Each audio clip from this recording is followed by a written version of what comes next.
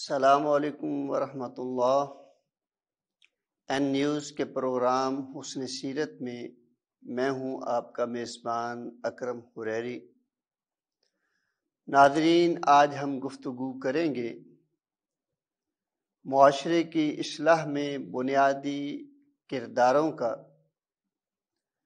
کہ ایک اسلامی معاشرے کے اندر کون سے ایسے اقدامات ہونے چاہیے اور ہمیں بحیثیت مسلم کرنا چاہیے۔ رسول کریم صلی اللہ علیہ وسلم کی اسوہ حسنہ کو مد نظر رکھا جائے تو آپ کی تمام تر سماجی زندگی قبل از نبوت اور بعد از نبوت، اس کی روشنی میں جو معاشرے ترتیب پائے، اس کی روشنی میں جو اللہ رب العزت کے پیارے حبیب صلی اللہ علیہ وسلم نے معاشروں کو رنگ دیا، آج انشاءاللہ اسی کے بارے میں مختصراً گفتگو ہوگی۔ رسول کریم صلی اللہ علیہ وسلم کی تعلیمات، اللہ رب العزت کا قرآن حکیم، یہ دونوں مجموعہ ہے اسلام کا، اور اسلامی تعلیمات گویا معاشروں میں، ان کے کرداروں میں، وہاں کے افراد میں نظر آئیں گی تو یقیناً وہ معاشرے اسلامی معاشرے کہلائیں گے۔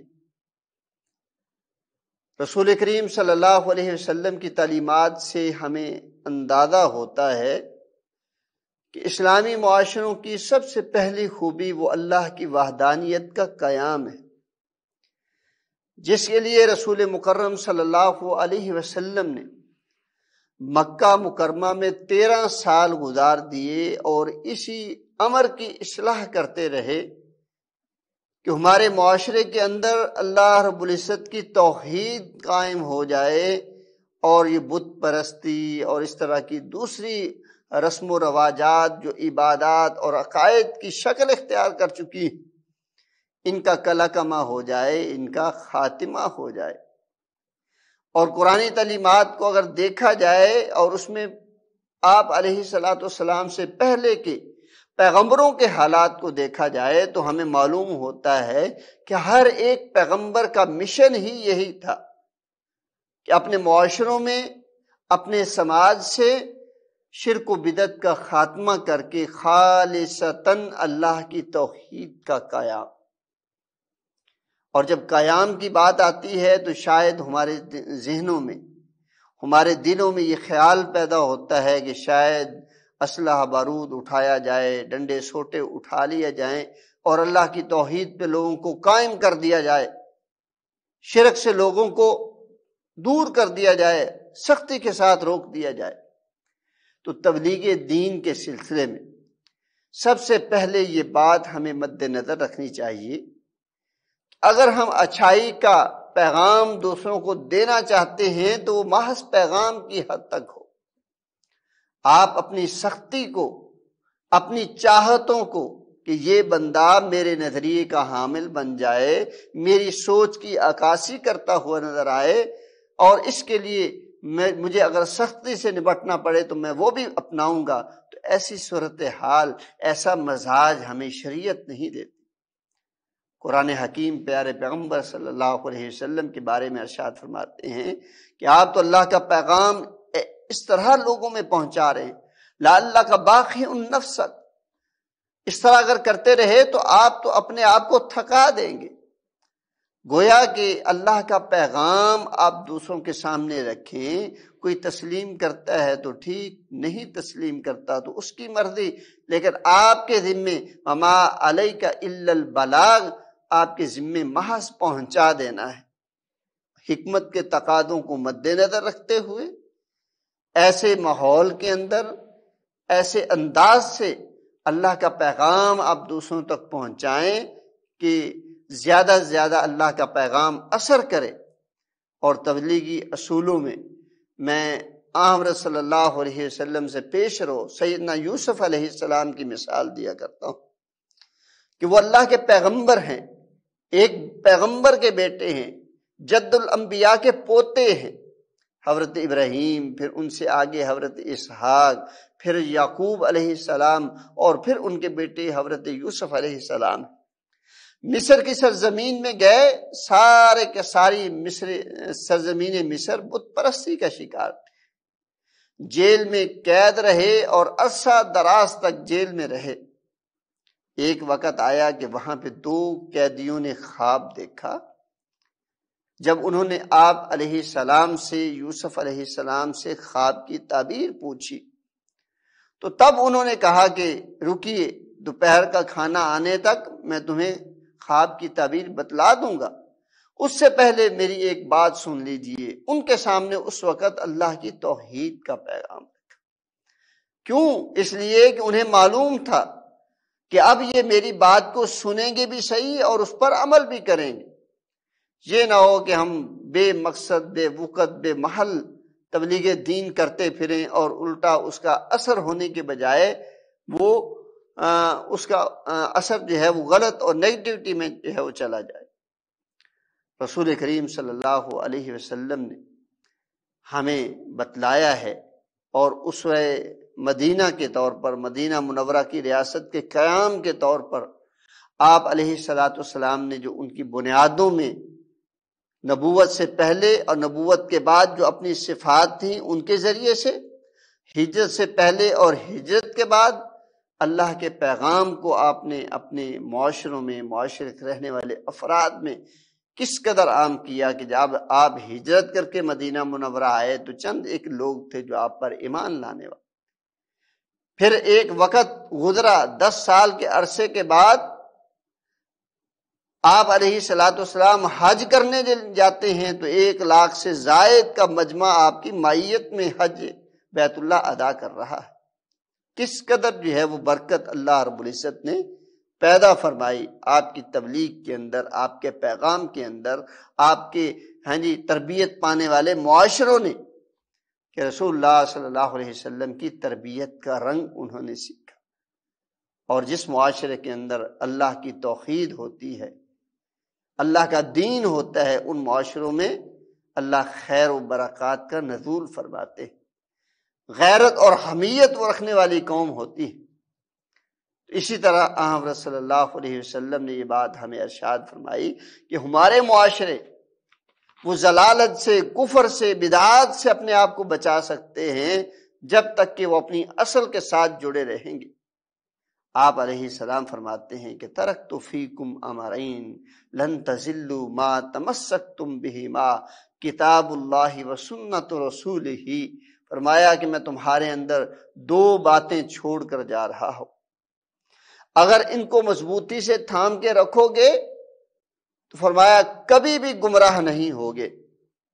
وہ 2 چیزیں کون سی ہیں؟ فرمایا کہ ایک اللہ کی کتاب ہے، دوسرا پیارے پیغمبر صلی اللہ علیہ وسلم نے فرمایا کہ میری سنت ہے۔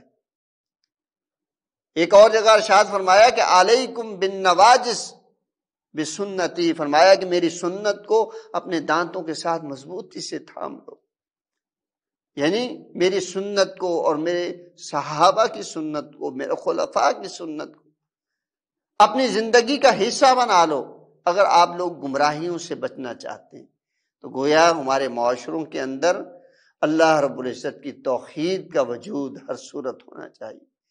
شرک اور شرک کی بدعات سے، شرک اور شرک جیسی رسومات سے ہمارے معاشروں کو پاکیزہ ہونا چاہیے، تبھی ہمارے معاشرے مزید اصلاح کی طرف جو ہے وہ سفر کریں گے، مزید ان کے اندر اصلاح آئے گی، مزید بہتری کے پہلو آئیں گے، تفرقات بھی مٹتے چلے جائیں گے، اور اس میں رسومات جو غلط دین کے نام پر جگہ لے لیتی ہیں وہ بھی ختم ہوتی چلی جائیں گی۔ جس طرح کہ رسول مکرم صلی اللہ علیہ وسلم نے ارشاد فرمایا کہ اگر تم معاشرے میں رہتے ہوئے، اپنے ماحول میں رہتے ہوئے، اکٹھے رہتے ہوئے اگر تم کسی معاملے میں اختلافات کا شکار ہو جاؤ، اللہ اور اس کے رسول کی پیروی کیجئے، اور فَإِن تَنَازَعْتُمْ فِي شَيْءٍ فَرُدُّوهُ إِلَى اللَّهِ وَالرَّسُولِ، فرمایا کہ اگر پھر بھی تمہیں کسی موقع پر انتشار ہو جاتا ہے، اختلافات کا شکار ہو جاتے ہو، تو اس اپنے امر کو، اس اپنے معاملے کو اللہ کے رسول اور اللہ کی تعلیمات سے حل کرنے کی کوشش کیجیے۔ تو اس طرح ہمارے معاشرے اصلاح کی طرف سفر کریں گے۔ پروگرام کا سلسلہ جاری ہے، چلتے ایک چھوٹی سی بریک پہ ہمارے ساتھ رہیے گا۔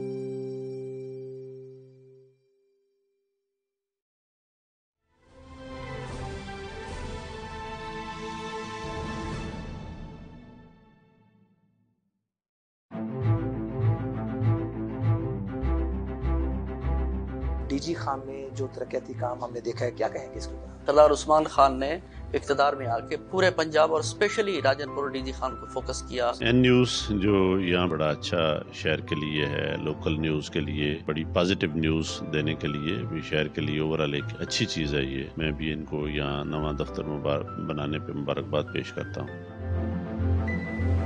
تو بی ایم پی کے ساتھ مل کے ہم نے ایک آپریشن بھی کی اور کچھ اور بھی ہمیں انٹیلیجنس بھی وہاں سے ملی ہے، انشاءاللہ اس پہ کام جاری ہے۔ جی بالکل، اس ٹائم ہم موجود ہیں ڈیرہ غازی خان پل ڈاٹ کے اوپر۔ یہاں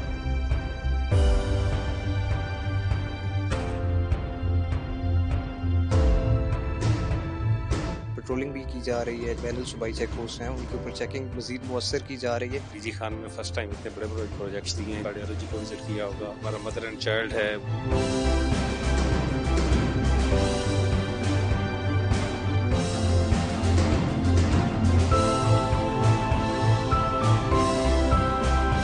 میں شکریہ ادا کرتا ہوں این ٹی وی کا، اور میرے خیال میں ابھی انیشیل ڈیز ہے کہ آپ یہاں تشریف لائیں، تو خوشی کی بات ہے۔ میں آپ کے ادارے این نیوز کی بہت شکر گزار ہوں۔ اس حصے میں سب سے پہلے تو آپ کا شکریہ ادا کرتا ہوں کہ آپ نے مجھے اس پہ کچھ کہنے کا موقع دیا۔ بہت شکریہ سب سے پہلے تو این نیوز کا کہ انہوں نے یہاں پہ اپنا اسٹوڈیو ڈی جی خان میں بنایا۔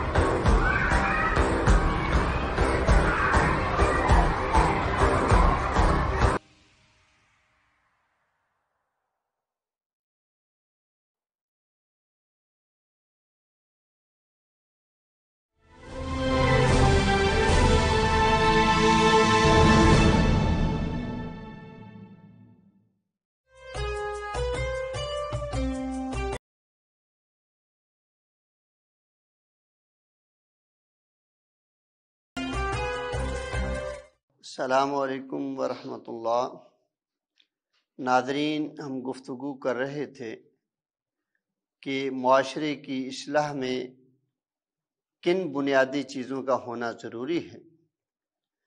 تو ہم نے ذکر کیا کہ اسلامی معاشروں میں اللہ اور اس کے رسول کی اطاعت اور فرما برداری بدرجہ اتم نظر آنی چاہیے، اس لیے کہ ہم لوگ مسلمان ہیں، تو مسلمان ہونے کے لحاظ سے اسلامی شعار اپنانا یہ ہماری ذمہ داریوں میں شامل ہے۔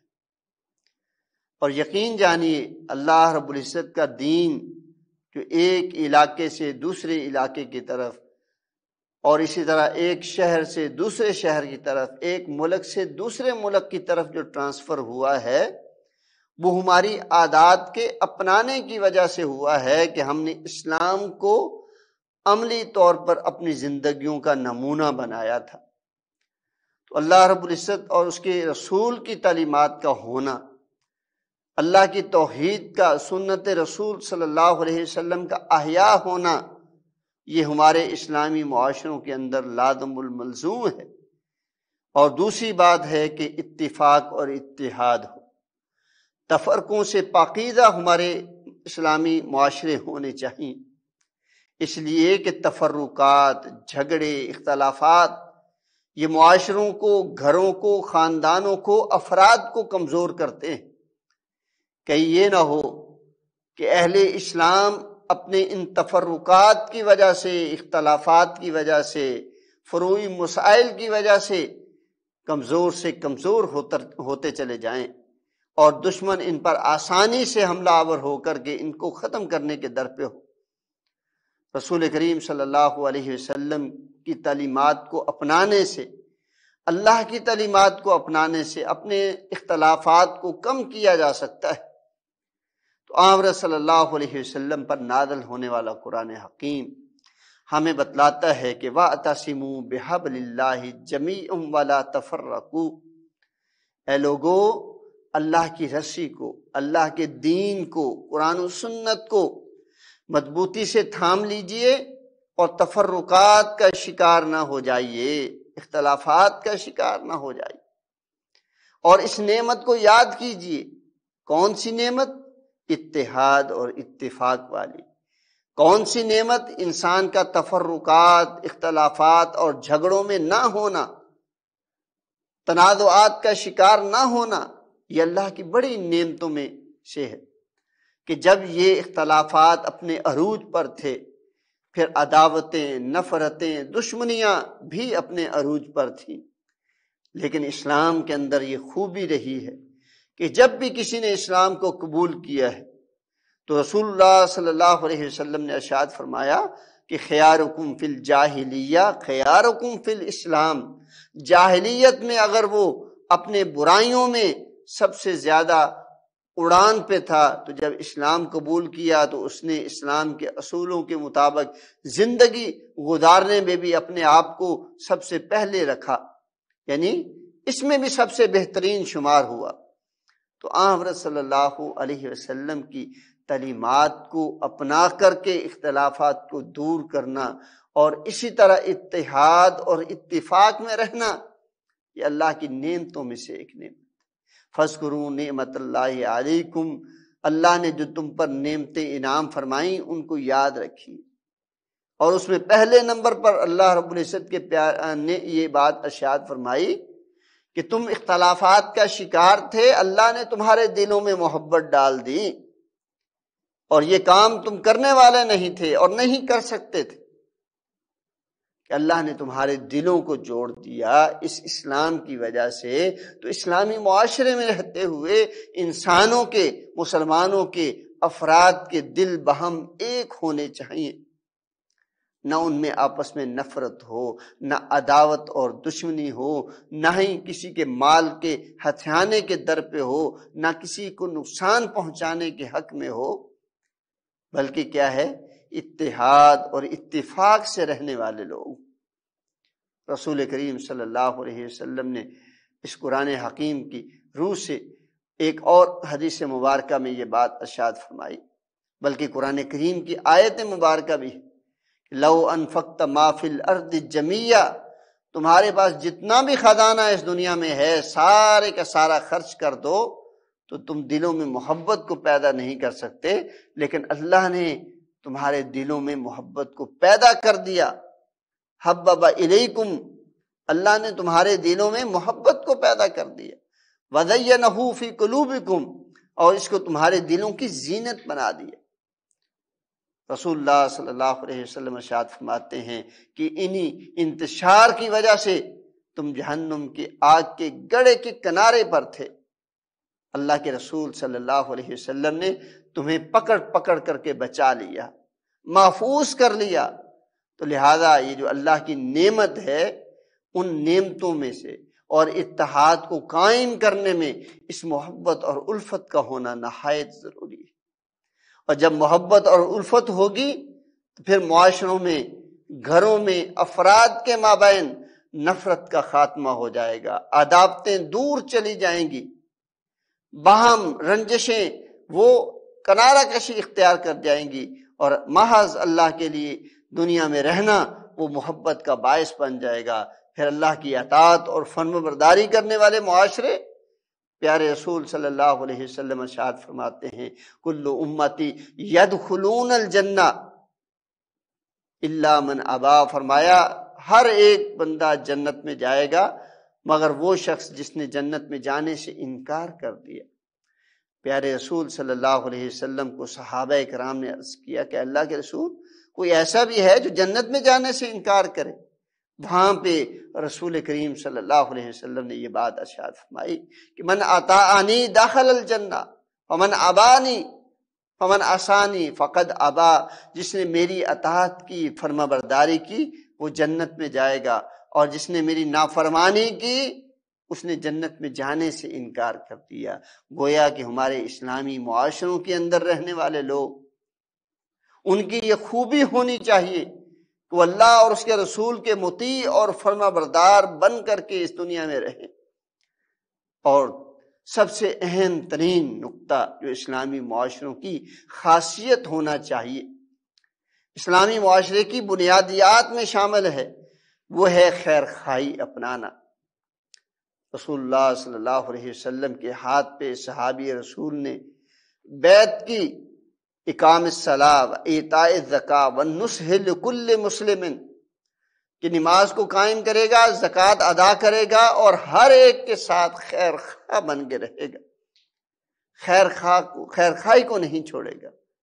اس لیے کہ آقا دو جہاں صلی اللہ علیہ وسلم نے ارشاد فرمایا کہ یہ خیر خواہی پورے کا پورا دین ہے، الدین نصیحہ، پورے کا پورا دین ہی خیر خواہی کا نام ہے، کہ ایک آدمی دوسرے مسلمان کا غم گسار رہے، اس کی خیر کا طالب ہو، شر پہنچانے سے باز رہے، اور حقیقی معنوں میں مسلمان بن کر دکھائے، اور اسلامی معاشروں میں رہتے ہوئے مسلمان ایسا ہو کہ نہ اس کی زبان سے دوسروں کو زخم لگے، نہ اس کے ہاتھوں سے دوسروں کو زخم لگے،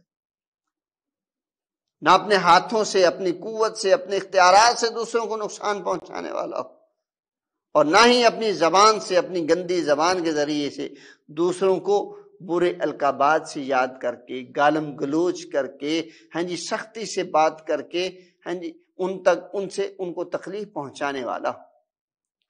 تو آن صلی اللہ علیہ وسلم نے ایک مسلمان کو دوسرے مسلمان کا بھائی قرار دیا۔ المسلم اخو المسلم لا یظلمہ ولا یسلمہ ولا یحقرہ۔ اللہ اکبر، کہ مسلمان کا بھائی ہے، نہ تو وہ حقیر سمجھتا ہے کسی کو، نہ اس پر ظلم کرتا ہے، نہ اپنے دشمنوں کے ذریعے سے اس پر ظلم کرواتا ہے۔ فرمایا وہ تو اس قدر خیر خواہ ہے کہ ایک دوسرے کی تکالیف کو دور کرنے پہ لگا رہتا ہے، اور جو بھی انسان ایسا کرتا ہے، دنیا میں اگر کوئی ایک مصیبت کو دور کرنے کی وجہ بنتا ہے، کل قیامت کے دن اخروی مصیبتوں میں سے اس کی ایک مصیبت کو اللہ دور فرمائے۔ دنیا میں رہتے ہوئے اس کا راز چھپاتا ہے، اس کا عیب اسے پتہ چل جاتا ہے، لیکن وہ اپنے آپ کو ضبط میں رکھتا ہے، اس کو عیاں نہیں کرتا، کل قیامت کے دن اللہ اس کے عیوب پہ پردہ پوشی۔ اور حضرت صلی اللہ علیہ وسلم ارشاد فرماتے ہیں کہ معاشرے میں رہتے ہوئے اگر کوئی انسان کسی کی مدد کرنے کے لیے لگا رہتا ہے تو اللہ اپنے بندے کی مدد کرتا ہے جو دوسروں کی مدد کر رہا ہوتا۔